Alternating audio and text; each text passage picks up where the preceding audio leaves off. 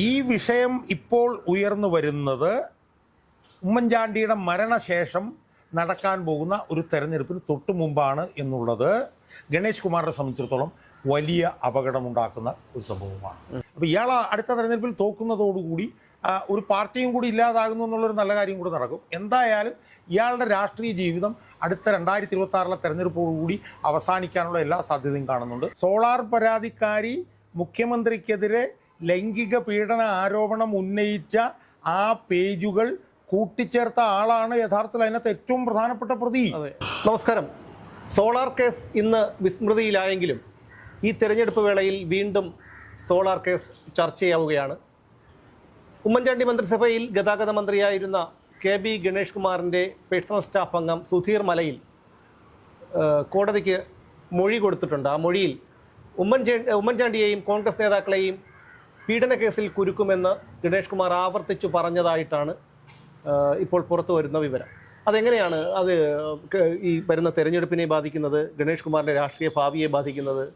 ഉമ്മൻചാണ്ടിയുടെ മകൻ ചാണ്ടി ഉമ്മൻ പത്തനാപുരത്ത് നടത്തിയൊരു പ്രസംഗത്തിൽ ഈ സോളാർ ഇടപാടുമായി ബന്ധപ്പെട്ടുകൊണ്ട് തൻ്റെ പിതാവായിട്ടുള്ള ഉമ്മൻചാണ്ടിക്കെതിരെ ഗണേഷ് കുമാർ നടത്തിയ നീക്കങ്ങൾ സംബന്ധിച്ച് അദ്ദേഹം വിമർശനപരമായി സംസാരിക്കുകയുണ്ടായി. അപ്പോൾ അതിനെതിരെ തൊട്ട് പിറ്റേ ദിവസം തന്നെ അതിനെ വിമർശിച്ചുകൊണ്ട് ഗണേഷ് കുമാർ രംഗത്ത് വന്നു. നമ്മളത് സംബന്ധിച്ച് വിശദമായൊരു വീഡിയോ ചെയ്തു. അതിനെ തുടർന്ന് കോൺഗ്രസ് നേതാക്കന്മാരെ അതിനകത്ത് അഭിപ്രായങ്ങൾ പറഞ്ഞുകൊണ്ട് വന്നു. എന്തായാലും സോളാർ വിഷയം ഈ തെരഞ്ഞെടുപ്പിൽ, ഈ വരാൻ പോകുന്ന തെരഞ്ഞെടുപ്പിൽ ഗണേഷ് കുമാറിനൊരു കീറാമുട്ടിയായി മാറും എന്നുള്ളതിൻ്റെ സൂചനകൾ ആ പ്രതികരണവുമായി ബന്ധപ്പെട്ട് തന്നെ ഉണ്ടായിരുന്നു. നമ്മളന്ന് വീഡിയോ ചെയ്തപ്പോൾ നമ്മൾ പറഞ്ഞത് പത്തനാപുരത്ത് ഇയാളുടെ മണ്ഡലത്തിൽ വെച്ച് തന്നെ പിന്നെ ചാണ്ടി ഉമ്മൻ ഇത് പറഞ്ഞത് സ്വാഭാവികമായും അത് അവിടെ ചർച്ചാ വിഷയമാക്കാനുള്ള സാധ്യതയുണ്ടെന്ന് പറഞ്ഞു. അപ്പോൾ അതിനെ വളരെ ഗൗരവമായി തന്നെ കണ്ടുകൊണ്ട് ഇയാൾ പിറ്റേ ദിവസം തിരിച്ച് മറുപടിയായിട്ട് രംഗത്ത് വന്നു. ആ മറുപടിയായിട്ട് രംഗത്ത് വന്നതിനെ വിമർശിച്ചുകൊണ്ട് പല കോൺഗ്രസ് നേതാക്കന്മാരും അതുപോലെ തന്നെ ഷിബു ബേബി ഉൾപ്പെടെയുള്ള ആളുകൾ രംഗത്ത് വന്നതായിട്ട് നമ്മൾ കണ്ടു. പക്ഷേ പിന്നീട് അയാൾ അതേ തൊട്ടില്ല. അപ്പോൾ അയാൾക്ക് അതിൻ്റെ ഒരു ഗൗരവാവസ്ഥ മനസ്സിലായി, അതൊരു അപകടമാണെന്ന് മനസ്സിലായി. അയാൾ അതിൽ നിന്ന് പിന്മാറുകയാണ് ചെയ്തത്. പക്ഷേ പിന്മാറിയെങ്കിൽ പോലും ഈ തെരഞ്ഞെടുപ്പിൽ അതൊരു വലിയ ചർച്ചാ വിഷയമാകാനുള്ള സാധ്യതയുണ്ട് എന്നുള്ള നിലയിൽ ആണ് കാര്യങ്ങൾ മുന്നോട്ട് പോയിക്കൊണ്ടിരുന്നത്. അതിനിടയിലാണ് ഇപ്പോൾ പുതിയതായിട്ടൊരു വിവരം വന്നിരിക്കുന്നത്. സുധീർ മലയിൽ എന്ന് പറയുന്ന 2011 മുതൽ 2013 വരെ അദ്ദേഹത്തിൻ്റെ പേഴ്സണൽ സ്റ്റാഫിൽ ജോലി ചെയ്തിരുന്ന ഒരു മനുഷ്യൻ Kottarakkara first class judicial magistrate കോടതിയിൽ നിലനിൽക്കുന്ന ഒരു കേസുമായി ബന്ധപ്പെട്ടുകൊണ്ട് അയാൾ കൊടുത്ത മൊഴി, ആ മൊഴി ആണ് പുറത്തു വന്നിരിക്കുന്നത്. അപ്പോൾ ആ മൊഴിയിൽ അദ്ദേഹം പറയുന്നുണ്ട്. അപ്പോൾ അദ്ദേഹം പിന്നെ ഗണേഷ് കുമാറിൻ്റെ ഓഫീസിൽ സ്റ്റാഫായിരുന്ന സമയത്ത് അയാൾ യൂത്ത് കോൺഗ്രസിൻ്റെ ഒരു പ്രവർത്തക നേതാവൊക്കെ ആയിരുന്നു. പക്ഷേ ഗണേഷ് കുമാറിൻ്റെ ഓഫീസിൽ അയാൾ വളരെ അച്ചടക്കത്തോടുകൂടി പേഴ്സണൽ സ്റ്റാഫിൽ ജോലി ചെയ്തിരുന്ന ആളാണ്. അപ്പോൾ അയാൾ പറഞ്ഞിരിക്കുന്നതെന്ന് പറഞ്ഞു കഴിഞ്ഞാൽ തൻ്റെ മന്ത്രിസ്ഥാനം പോയതിനെ തുടർന്ന് തനിക്കത് തിരിച്ചു വരാൻ പറ്റാതിരുന്നതിനെ തുടർന്ന് ഉമ്മൻചാണ്ടിയുടെ കൂടെയുള്ള UDF നേതാക്കന്മാരും പാഠം പഠിപ്പിക്കും, അവരെ ഇതുപോലെ സ്ത്രീപീഡന കേസിൽ കുരുക്കും എന്നൊക്കെ ഉള്ള നിലയിൽ ഇയാൾ പറഞ്ഞിരുന്നു എന്നുള്ളത് സംബന്ധിച്ചിട്ടുള്ള മൊഴിയാണ് ഇപ്പോൾ കോടതിയിൽ സുധീർ മലയിൽ കൊടുത്തിരിക്കുന്നത്. അതിലയാൾ പറഞ്ഞിരിക്കുന്നത് അയാൾ ജോലി ചെയ്യുന്ന സമയത്ത് ഈ സോളാർ പരാതിക്കാരിയുമായി വളരെ അടുത്ത ബന്ധം ഗണേഷ് കുമാറിനുണ്ടായിരുന്നു. ഗണേഷ് കുമാറിൻ്റെ ഓഫീസിലും ഔദ്യോഗിക വസതിയിലും ഒക്കെ ഇവർ നിരന്തരം വരുമായിരുന്നു. അത്തരം കാര്യങ്ങളൊക്കെ അയാൾ പറഞ്ഞിട്ടുണ്ട്. എന്ന് മാത്രമല്ല പീഡന കേസിൽ കുരുക്കും എന്ന് അയാൾ പറഞ്ഞിരുന്നു. അയാൾ മൊഴി പറഞ്ഞിരുന്നതായിട്ട് ഇന്നലെ അയാൾ Kottarakkara first class judicial magistrate കോടതിയിൽ അയാൾ മൊഴി കൊടുത്തതായിട്ടാണ് ഇപ്പോൾ ഇന്ന് വാർത്ത വന്നിരിക്കുന്നത്. അപ്പോൾ ഇതിൻ്റെ ഒരു പശ്ചാത്തലം എന്താണെന്ന് ചോദിച്ചു കഴിഞ്ഞാൽ ഇത് ഈ സോളാർ പരാതിക്കാരി കൊടുത്ത ഒരു കത്തിൽ ഒരു 4 പേജ് കൂടിയതുമായി ബന്ധപ്പെട്ടുകൊണ്ട് ആ കൂടിയത് സംബന്ധിച്ച് അതിന് പുറകിൽ ഗൂഢാലോചന നടന്നിട്ടുണ്ടെന്നും അപ്പോൾ ആ ഗൂഢാലോചനയിൽ ഗണേഷ് കുമാറും സോളാർ പരാതിക്കാരിയും പ്രതിയാണ് എന്ന് പറഞ്ഞുകൊണ്ട് കൊടുത്തിട്ടുള്ള ഒരു ഗൂഢാലോചന കേസിലെ 4ാം സാക്ഷിയാണ് ഈ സുധീർ മലയിൽ. അതിൻ്റെ ഭാഗമായിട്ടാണ് സുധീർ മലയിൽ ഈ കേസിൽ ഇപ്പോൾ വന്നിട്ട് മൊഴി കൊടുത്തിരിക്കുന്നത്. അപ്പോൾ നമുക്കറിയാവുന്നതാണ് ഈ സോളാർ പരാതിക്കാരി കൊടുത്ത കത്ത് എന്ന് പറയുന്ന ആ കത്തിൽ ഒരു 4 പേജ് കൂടിയതുമായി ബന്ധപ്പെട്ടിട്ടുള്ള വിവാദം കൊടുമ്പിരി കൊണ്ടിട്ടുള്ളതാണ് കേരളത്തിൽ ആ കാലഘട്ടത്തിൽ. കാരണം ആ 4 പേജ് അഡീഷണലായിട്ട് കൊടുത്തതിനകത്താണ് ഉമ്മൻചാണ്ടി അവരെ ഔദ്യോഗിക വസതിയിൽ വെച്ച് അവരെ ലൈംഗികമായി പീഡിപ്പിച്ചു എന്നും ലൈംഗിക വൈകൃതം എന്നൊക്കെ പറഞ്ഞിട്ടുള്ള ഭാഗം വരുന്നത് ആ കത്തിൽ അഡീഷണലായി വന്ന ഒരു 4 പേജുമായി ബന്ധപ്പെട്ടിട്ടാണ് വിവാദം. അപ്പോൾ ആ 4 പേജ് സംബന്ധിച്ചിട്ടുള്ള കത്ത് ഇവർ സോളാർ കമ്മീഷൻ കൊടുക്കുന്നു. ആ 4 പേജ് അഡീഷണലായിട്ടുള്ള അതിൽ പറഞ്ഞിരുന്ന കാര്യങ്ങൾ സോളാർ കമ്മീഷൻ അവരുടെ റിപ്പോർട്ടിൽ ഉൾപ്പെടുത്തുന്നു. അതിനകത്താണ് ഈ ലൈംഗിക വീഴ്ചയും ലൈംഗിക ബന്ധവും ലൈംഗിക വൈകൃതവും ഒക്കെ പറയുന്നത്. അതവരുടെ റിപ്പോർട്ടിൽ വരുന്നു. അതിനെതിരെയാണ് ഉമ്മൻചാണ്ടി കേരള ഹൈക്കോടതിയിൽ ചെന്ന് കേസ് ഫയൽ ചെയ്യുകയും അതിനകത്തുനിന്ന് ഈ ഭാഗം എടുത്ത് മാറ്റണം എന്ന് പറഞ്ഞുകൊണ്ട് കോടതി പറയുകയും ചെയ്തു. ആ സംഭവം നമുക്കറിയാം. അപ്പോൾ ആ വിഷയമാണ് ഒരു ഗൂഢാലോചന കേസായി ഇപ്പോൾ കൊട്ടാരക്കര 1ാം ക്ലാസ് ജുഡീഷ്യൽ മജിസ്ട്രേറ്റ് കോടതി കിടക്കുന്നത്. അതിലെ ഞാൻ മനസ്സിലാക്കിയിടത്തോളം ഗണേഷ് കുമാറൊക്കെ ജാമ്യത്തിലാണ്. കാരണം ഗണേഷ് കുമാറാണ് 1ാം പ്രതി, സോളാർ പരാതിക്കാരി 2ാം പ്രതി. അപ്പോൾ അതിൻ്റെ വിചാരണ കോടതിയിൽ ഇങ്ങനെ നടന്നുകൊണ്ടിരിക്കുന്നതിൻ്റെ ഇടയിലാണ് ഇപ്പോൾ ഇയാളുടെ ഈ ഒരു മൊഴി പുറത്തു വന്നിരിക്കുന്നത്. അപ്പോൾ ഈ മൊഴി എന്ന് പറയുന്നത് ഗണേഷ് കുമാർ കൂടി ഉൾപ്പെട്ടുകൊണ്ട് ഇതിൽ ഗൂഢാലോചന നടന്നിട്ടുണ്ട് എന്നുള്ള വാദത്തിന് ശക്തി പകരുന്ന ഒരു മൊഴിയാണ് ഇപ്പം ഈ 1ാം ക്ലാസ് ജുഡീഷ്യൽ മജിസ്ട്രേറ്റ് കോടതിയിൽ ഈ സുധീർ മലയിൽ എന്ന് പറയുന്ന 2011-2013 കാലഘട്ടത്തിൽ ഗണേഷ് കുമാറിൻ്റെ ഓഫീസിൽ അയാളുടെ പേഴ്സണൽ സ്റ്റാഫായി ജോലി ചെയ്തിരുന്ന, അയാളുമായി വളരെ അടുത്ത ബന്ധമുണ്ടായിരുന്ന, വളരെ അച്ചടക്കത്തോടുകൂടിയ ജോലി ചെയ്തിരുന്ന ഒരാളിപ്പോൾ കോടതിയിൽ മൊഴി കൊടുത്തിട്ടുള്ളത്. അപ്പോൾ സ്വാഭാവികമായും ഈ കത്തിൽ പേജുകൾ കൂടുതൽ വന്നതുമായി ബന്ധപ്പെട്ടുകൊണ്ട് ഗണേഷ് കുമാറിന് ഈ ഗൂഢാലോചനയിൽ പങ്കുണ്ട് എന്ന് കാണിക്കുന്നതാണ് ഈ സുധീർ മലയിൽ എന്ന് പറഞ്ഞിട്ടുള്ള ആൾ കൊടുത്തിട്ടുള്ള മൊഴി. ഞാൻ മനസ്സിലാക്കുന്നത് ഈ സോളാർ പരാതിക്കാരിയുടെ അഭിഭാഷകനായിട്ടുള്ള ഫെനി ബാലകൃഷ്ണനും ഇത് സംബന്ധിച്ചിട്ട് ചില കാര്യങ്ങൾ പറയാനുണ്ടായിരുന്നു. ആ കാര്യം അദ്ദേഹം സോളാർ കമ്മീഷന് മൊഴി കൊടുക്കാൻ ചെന്നപ്പോഴത്തേക്കും സോളാർ കമ്മീഷൻ അത് അംഗീകരിക്കാൻ തയ്യാറായില്ല. അയാളുടെ മൊഴി രേഖപ്പെടുത്താനായിട്ട് സോളാർ കമ്മീഷൻ ശിവരാജൻ കമ്മീഷൻ തയ്യാറായില്ല. അപ്പം അയാളും ഈ കേസിൽ സാക്ഷിയാണ്. അയാളെ ഇപ്പോൾ 12-ാം തീയതി അയാളുടെ മൊഴി എടുക്കുന്നുണ്ട് എന്നാണ് കേൾക്കുന്നത്. അപ്പം ഇതിനകത്തൂടെയൊക്കെ ഉരുത്തിരിഞ്ഞു വരുന്ന ഒരു പ്രധാനപ്പെട്ട വിഷയം എന്ന് പറയുന്നത് സോളാർ പരാതിക്കാരിയുമായി ബന്ധപ്പെട്ടുകൊണ്ട് അവർ കൊടുത്ത കത്തിലെ അഡീഷണൽ ആയിട്ടുള്ള 4 പേജ് എഴുതി ചേർത്തതിന് പുറകിൽ ഗണേഷ് കുമാറിന് പങ്കുണ്ടായിരുന്നു എന്നുള്ള സംഭവമാണ് ഇപ്പം ഇങ്ങനെ ഉരുത്തിരിഞ്ഞ് ഡെവലപ്പ് ചെയ്ത് വരുന്നത്. അതിലൊരു പ്രധാനപ്പെട്ട ഘട്ടമാണ് ഇന്നലെ ഇപ്പോൾ സംഭവിച്ചിരിക്കുന്നത്. ഫെനി ബാലകൃഷ്ണനും ഇത് സംബന്ധിച്ച് ഗണേഷ് കുമാറിനുള്ള പങ്ക് സംബന്ധിച്ചിട്ടുള്ള മൊഴി കൊടുക്കാനാണ് സാധ്യത എന്നാണ് നമ്മളിപ്പോൾ കേൾക്കുന്നത്. അപ്പോൾ ഇത് രാഷ്ട്രീയമായി എങ്ങനെയാണ് ഗണേഷ് കുമാറിനെ ബാധിക്കാൻ പോകുന്നതാണ് ഇനിയുള്ള. ഗണേഷ് കുമാർ കോടതിയെ സമീപിച്ചിട്ടുണ്ട്. അതായത് അറിഞ്ഞു കാണുമല്ലോ, അതായത് രാഷ്ട്രീയ മുതലെടുപ്പാണ്. പക്ഷേ ഈ കേസിൽ അയാൾ പ്രതിയാണ്, അത് കോടതി തള്ളി എന്നുള്ളതാണ്. അതെ, ഗണേഷ് കുമാർ ജാമ്യത്തിലാണ്. അപ്പോൾ ഇതിൻ്റെ രാഷ്ട്രീയ പ്രത്യാഘാതം എന്താണ് എന്നുള്ളതാണ് പ്രധാനം. നമ്മൾ മനസ്സിലാക്കേണ്ട ഒരു പ്രധാനപ്പെട്ട കാര്യം എന്ന് പറയുന്നത് ഈ 4 പേജ് അഡീഷണൽ ചേർത്തതുമായി ബന്ധപ്പെട്ടൊരു ഗൂഢാലോചന നടന്നിട്ടുണ്ടെന്നുള്ളൊരു തോന്നൽ പൊതുമണ്ഡലത്തിൽ വ്യാപകമായിട്ടുണ്ട്. ഈ 4 പേജ് ഈ അന്വേഷണ റിപ്പോർട്ടിൽ നിന്ന് ഒഴിവാക്കണം എന്ന് പറഞ്ഞതും ബഹുമാനപ്പെട്ട കേരള ഹൈക്കോടതിയാണ്. മനസ്സിലായില്ലേ?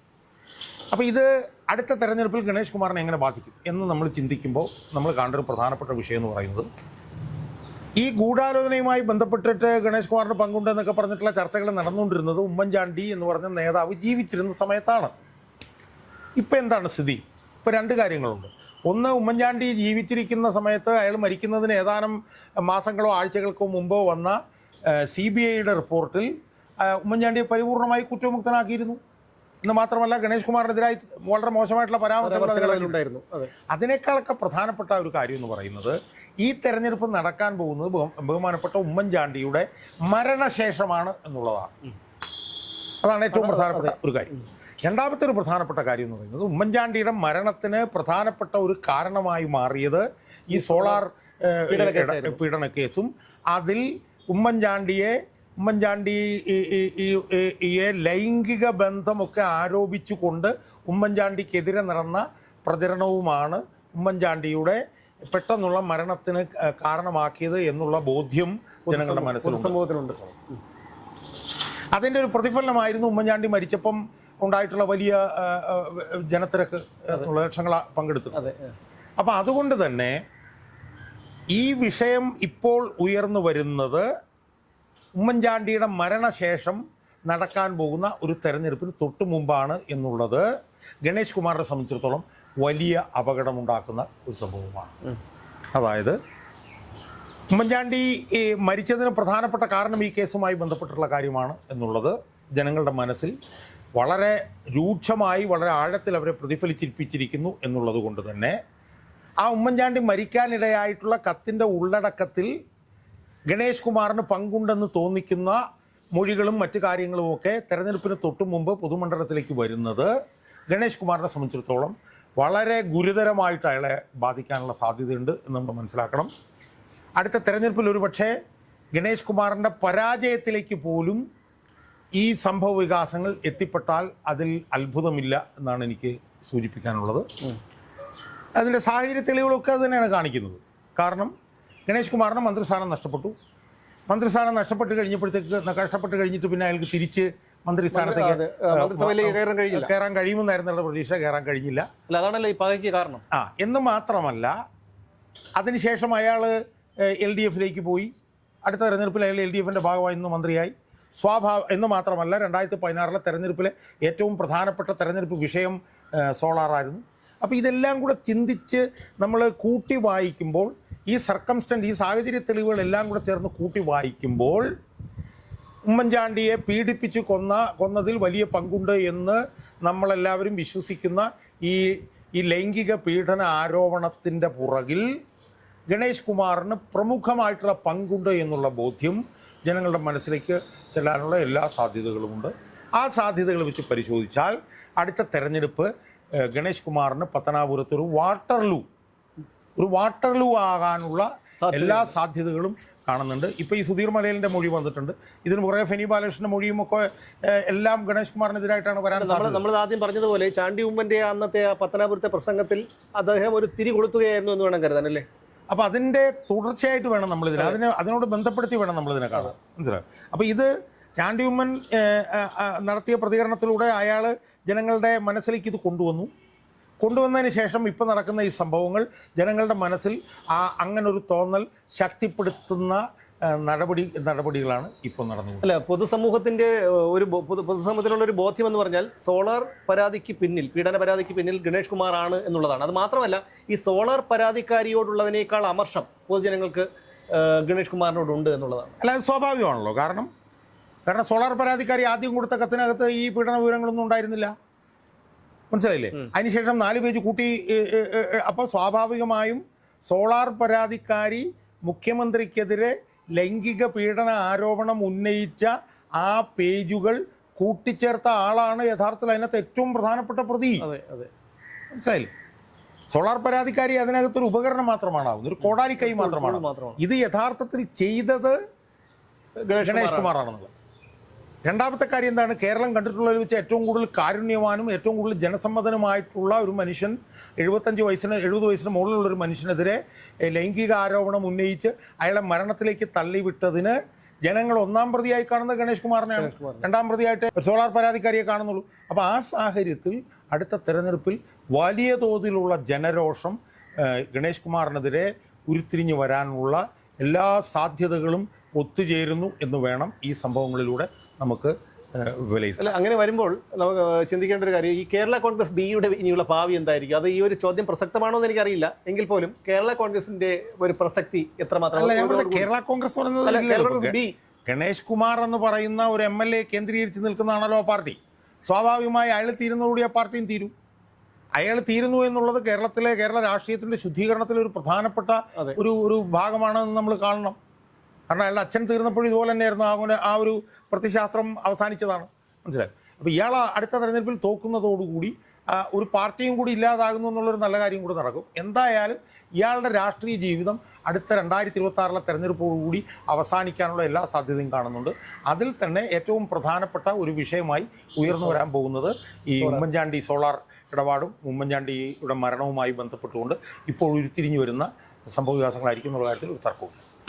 എനിക്കിപ്പോൾ ഓർമ്മ വരുന്നത് ഈ കർമ്മ ഈസ് ബൂമറാങ് എന്നുള്ള ഒരു സംഭവമാണ്. കാരണം കർമ്മം എങ്ങനെയായാലും തിരിച്ചടിക്കും. അതിപ്പോൾ ഗണേഷ് കുമാറിന് നല്ല കാലമായിരുന്നു, അതൊക്കെ കഴിഞ്ഞ് തിരിച്ചടിക്കുന്ന ഒരു സമയമാണ്. അത് ഈ തിരഞ്ഞെടുപ്പ് വേളയിലാകുമ്പോൾ അതിന് കൂടുതൽ ആഘാതമുണ്ടാകും. അത് മാത്രമല്ല, അദ്ദേഹത്തിൻ്റെ പിതാവിൻ്റെ മനമുരുകിയുള്ള ആർ ബാലകൃഷ്ണ പിള്ളയുടെ മനമുരുകിയുള്ള ഒരു ശാപവും അദ്ദേഹത്തിൻ്റെ ഒരു കരച്ചിലുമൊക്കെ നമ്മൾ കണ്ടതാണ് ഒരു മകൻ്റെ വിഷയത്തെ ചൊല്ലി. അപ്പോൾ കേരളം കണ്ടിട്ടില്ലാത്ത തരത്തിലുള്ള ഏറ്റവും രാഷ്ട്രീയ, എന്താണ് അദ്ദേഹത്തെ വിശേഷിപ്പിക്കേണ്ടത് എന്ന് എനിക്കറിയില്ല, അത്രയ്ക്കും അധപതിച്ച അധമനായ ഒരു രാഷ്ട്രീയക്കാരനാണ് ഗണേഷ് കുമാർ എന്ന് എടുത്തു പറയാതെ വയ്യ. കാരണം ഏറ്റവും ജനകീയനായ ഒരു മനുഷ്യനെ, ഉമ്മൻചാണ്ടിയെ മരണത്തിലേക്ക് തള്ളിവിട്ട അതിന് ശിക്ഷ എന്തായാലും ഒന്നും ആകാതെ ഗണേഷ് കുമാർ എന്നുള്ള ഒരു മനുഷ്യൻ ഒടുങ്ങിത്തീരും കേരള രാഷ്ട്രീയത്തിലും മലയാള സിനിമയിലും എന്നുള്ള കാര്യത്തിൽ ഒരു തർക്കവുമില്ല. എന്തായാലും പെനി ബാലകൃഷ്ണൻ്റെ മൊഴി പുറത്തു വരുന്നതോടുകൂടി എന്താണ് ഇനി ഈ ഒരു വിഷയത്തിൽ ഉണ്ടാകുന്നതെന്നും അതെങ്ങനെ ഈ വരുന്ന രാഷ്ട്രീയത്തിൽ ഒരു തെരഞ്ഞെടുപ്പിൽ അത് സ്വാധീനിക്കും എന്നുള്ള കാര്യവും ഇനി കണ്ടറിയാം.